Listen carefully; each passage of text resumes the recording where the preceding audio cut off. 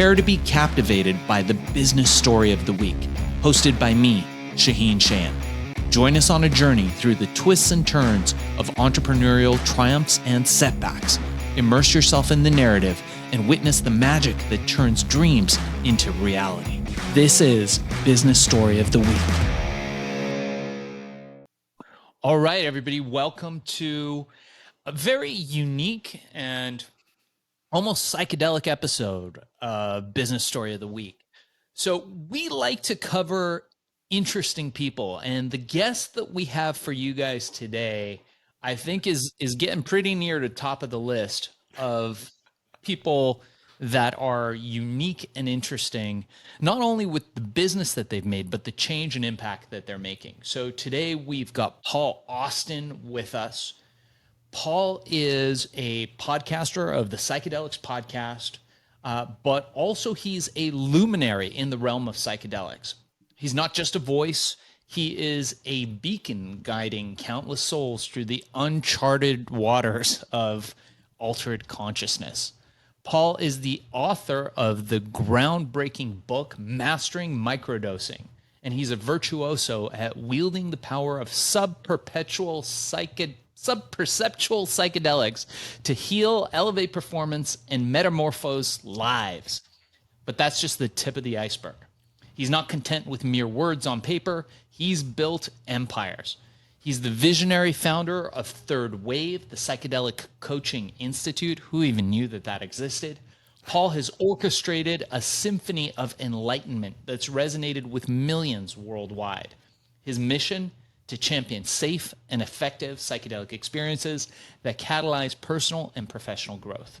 He's had features in Forbes, Rolling Stones. He's been on the BBC. Paul's propelled the conversation around psychedelics into the mainstream. And he doesn't just like to talk, he walks the walk.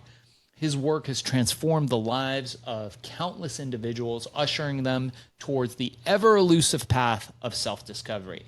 But Paul's not just an advocate, he is a maestro, one of the youngest guys up and coming in the psychedelics, entheogen, microdosing world. He's helping others master the art of microdosing. He treats the use of psychedelics as a craft honed through mentorship and fearless exploration, ushering in a new era of self-awareness and professional excellence. In a world where self-discovery and personal growth are paramount, Paul Austin's wisdom shines as a guiding light. Join us as we delve into his insights, learning how to harness his skill and recognizing its pivotal role in humanity's ongoing evolution. Get ready for an electrifying journey into the unknown. You guys won't want to miss a minute of this. Paul, welcome to the show. Thank you, Shaheen. That was an incredible intro, so I really appreciate and am very humbled by everything that was written there. Thank you. So I know that you and I had been talking previously, and I was in a former life in the world of psychedelics, hallucinogens, entheogens, whatever you want to call them now. And I got out of that in the 90s. And now I'm more in the world of business strategy, and that type of thing. That's why the show is called Business Story of the Week. Mm-hmm. But I've seen this grow on the periphery. Like, it's just become more and more mainstream. So for people who don't know, tell us a little bit about you and your work.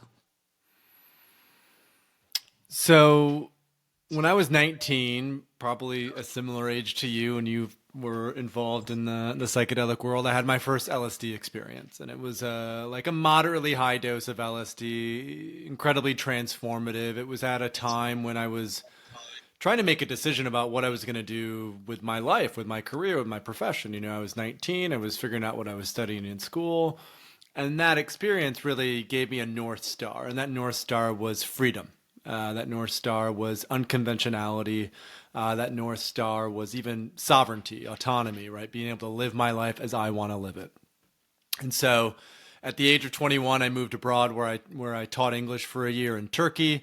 And then soon after that, I found myself in Chiang Mai, Thailand, as a digital nomad, building my first online business, becoming an entrepreneur at the age of 24.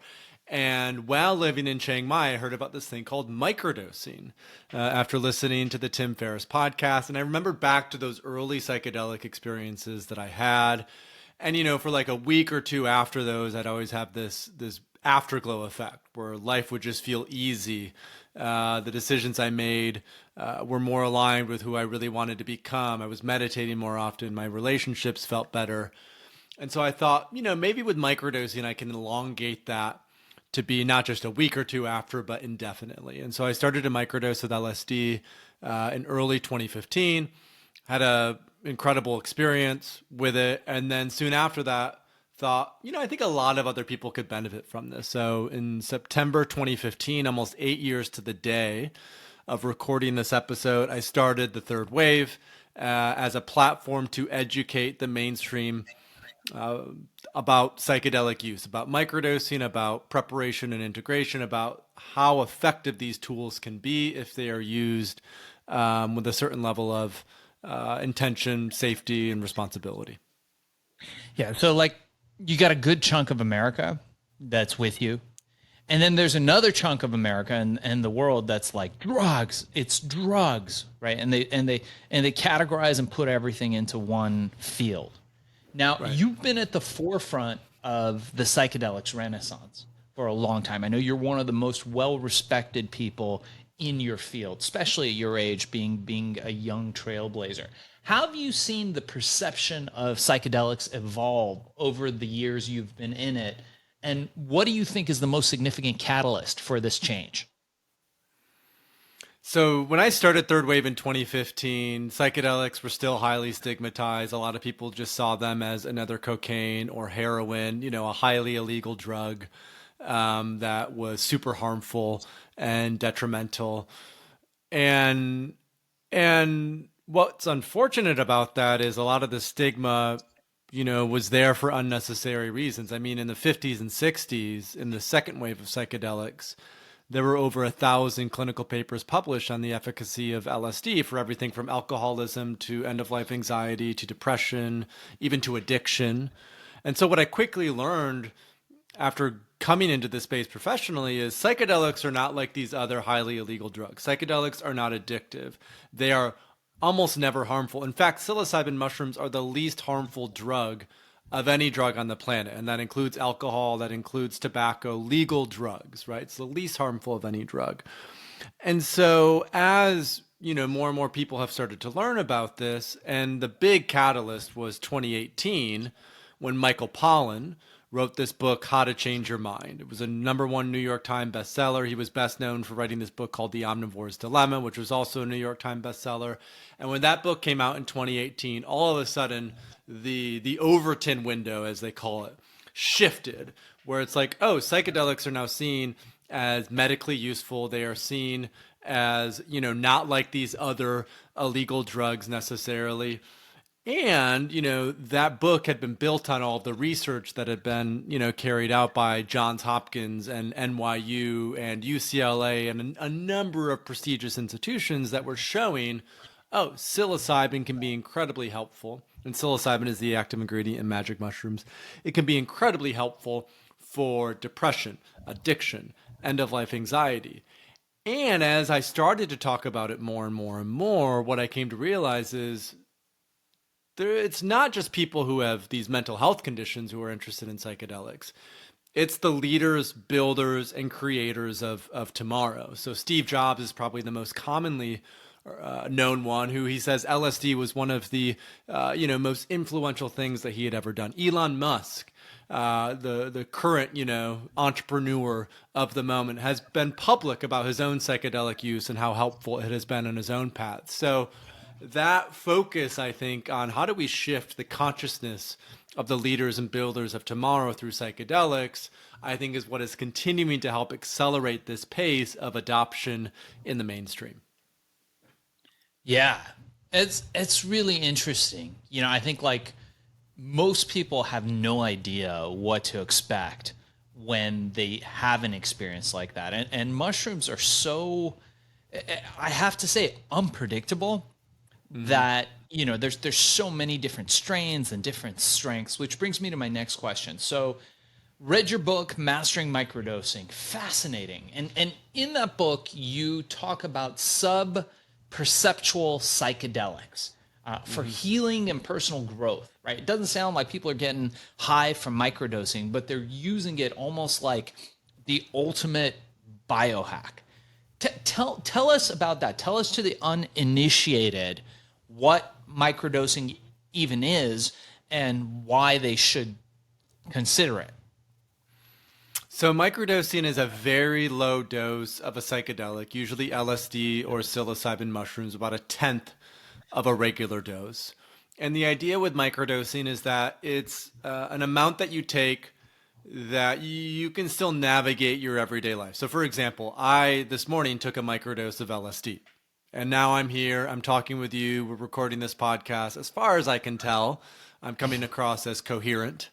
And, I'm not necessarily in another world, right? And so the whole idea of microdosing is it's a way we can integrate psychedelic use into our everyday life without having to go on, a 12-hour journey or go to the Amazon for 2 weeks or, potentially risk a bad trip or challenging experience, by taking a lot of mushrooms. And so what I found is that for those who are new to this, for those who are curious about psychedelics, but maybe a little intimidated about, taking a super high dose, microdosing is a great way to start. It's a first stepping stone. What we often say is start low and go slow. You can always take more. You can't necessarily take less. And so that's why microdosing has been so helpful for people is, they can take it one step at a time. And I think the other thing that's important to emphasize as part of this is microdosing is not, like you said, not to just get high and disassociate and sort of check out. Microdosing has been shown to improve neuroplasticity. It's been shown to improve our mood and our energy. It's been shown to improve our overall cognition. And what's key with microdosing, just like meditation, for example, is that it's done consistently over, let's say, 60 days. So it's not just I take a low dose of a psychedelic one day and poof, my life has changed.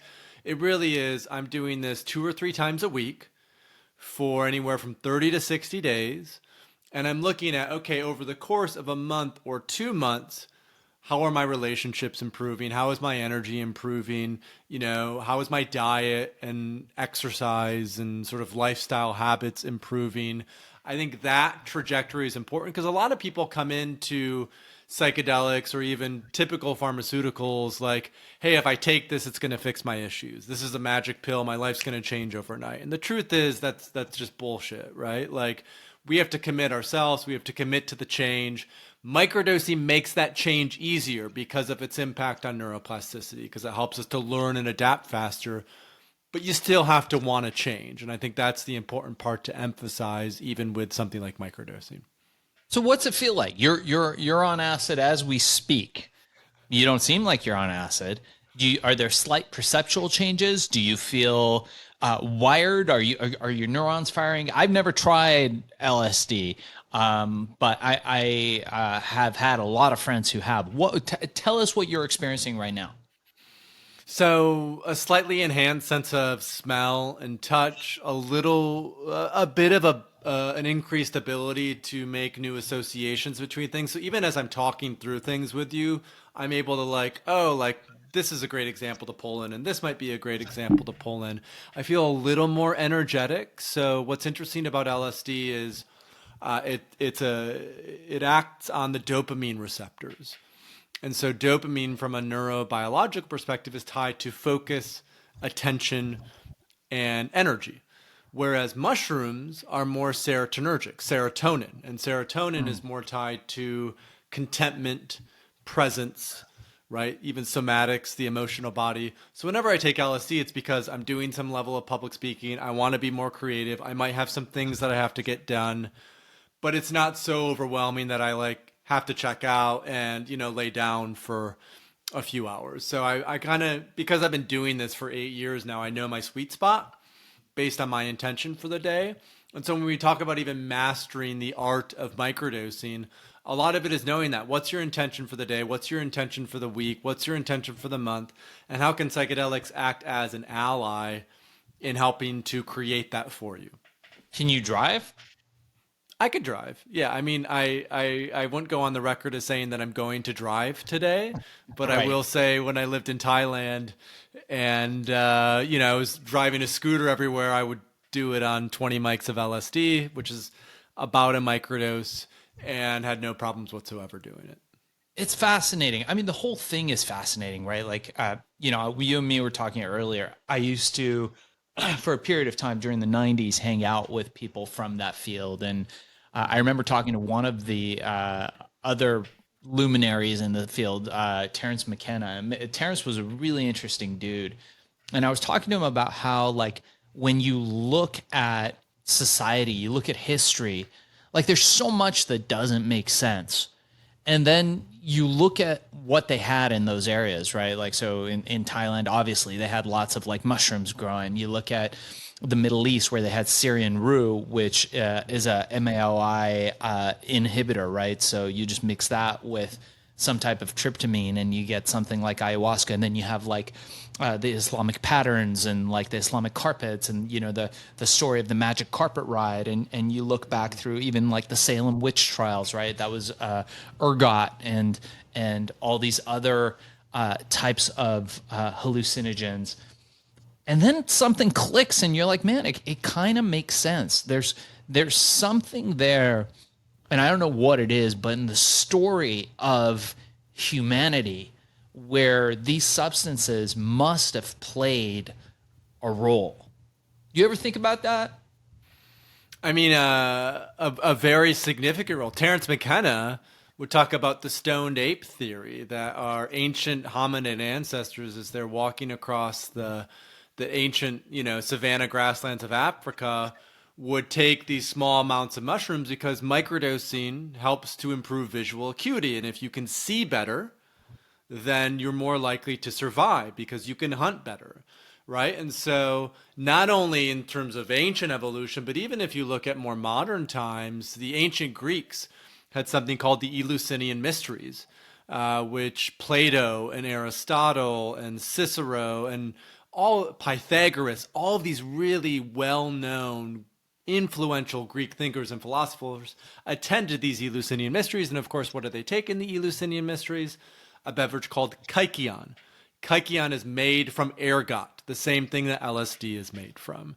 And so there's this really interesting way in which LSD has come back now into our modern lives as a way, I think, to help save us from ourselves, right? The most common experience that people have when they take psychedelics, whether it's at a low dose or even a higher dose, especially a higher dose, is this connection to nature, connection to the earth, connection to something greater, right? And so a lot of us have, we live in cities, we live in urban environments, we feel totally disconnected from it. And so this sort of hippie cliche has underpinnings, right? It has some level of truth that the way these have been used for thousands and thousands of years is to help us remember that we are interconnected with our environment, with our natural context, our natural set and setting. And the more we remember that, the better we take care of ourselves, the healthier we eat, the better we take care of our environment. So and that's of course the whole concept of the third wave of psychedelics is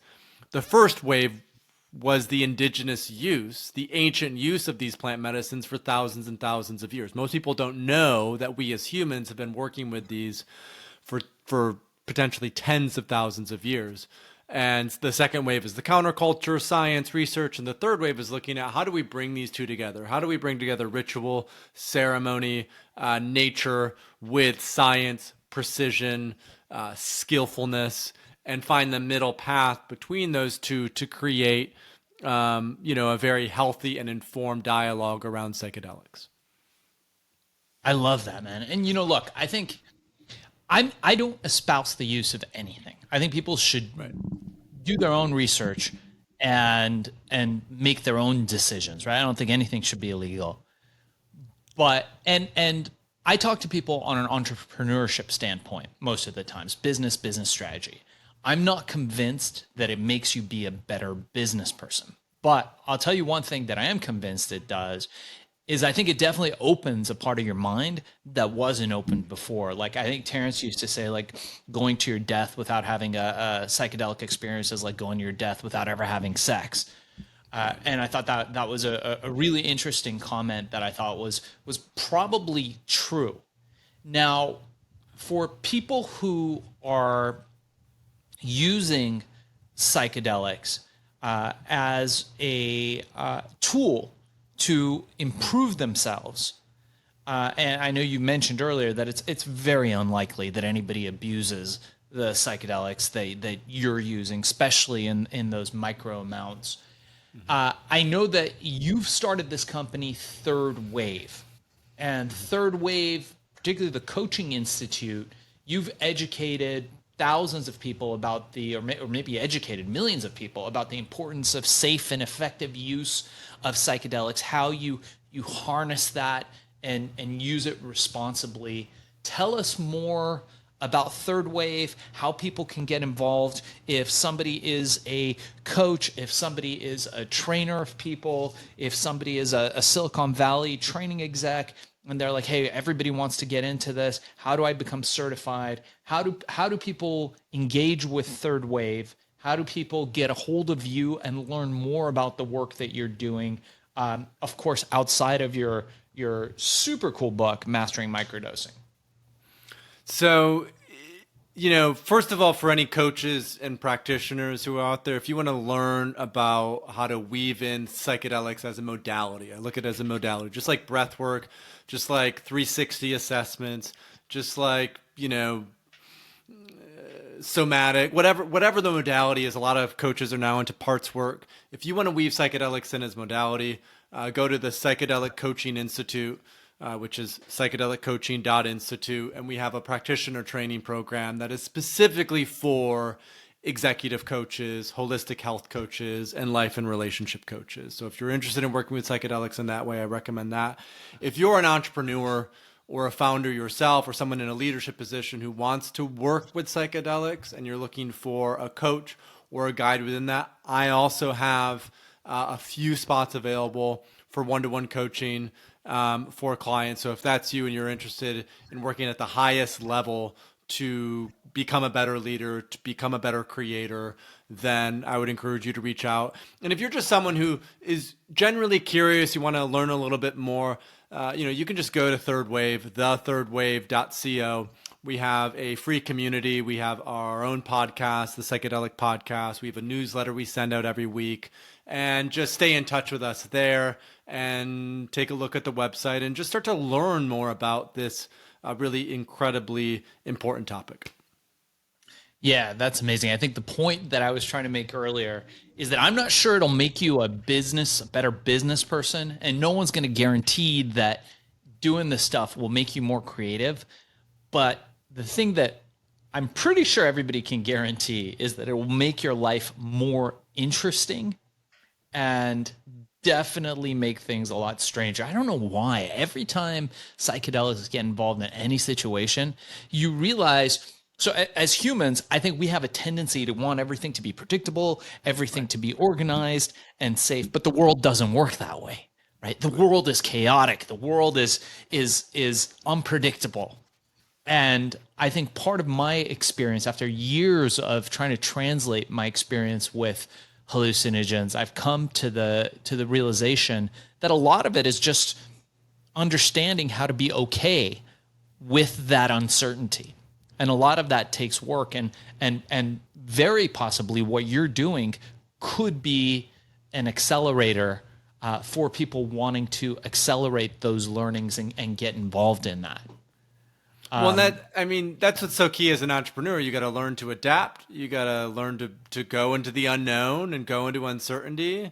And psychedelics are a great training ground for learning how to just surrender into that and approach things as they are, not as we wish they were. Wow. All right. It's dropping bombs here. That's amazing. Okay. So guys, check out thirdwave.co.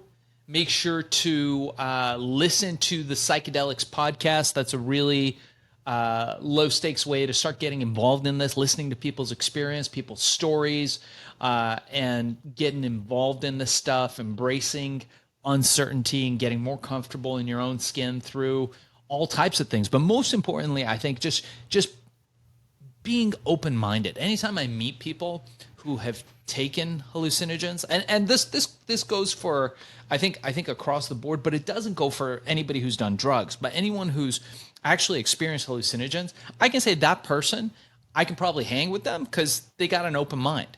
They're open enough to exploring something that a lot of people on the planet wouldn't do. So I really commend you for your work. Really a pleasure and honor to have you on the show. We'll include links to the Psychedelic podcast by Third Wave. You guys can listen to that on Stitcher, Spotify, Apple Podcasts, wherever podcasts are available. If you guys want to learn how to become a psychedelics microdosing coach, take part of Third Wave or Paul's program, make sure again to check out the Third Wave .co. Make sure to include THE in the beginning, the thirdwave.co spelled out. We'll include it in the show notes. Paul, thank you so much for being on the show. Thank you, Shane. All right, so here's the thing. We try to get a little bit better every day, but we can't do it without you. So if you like the video, make sure to like and subscribe below. And if you have any comments, just leave them in the space under.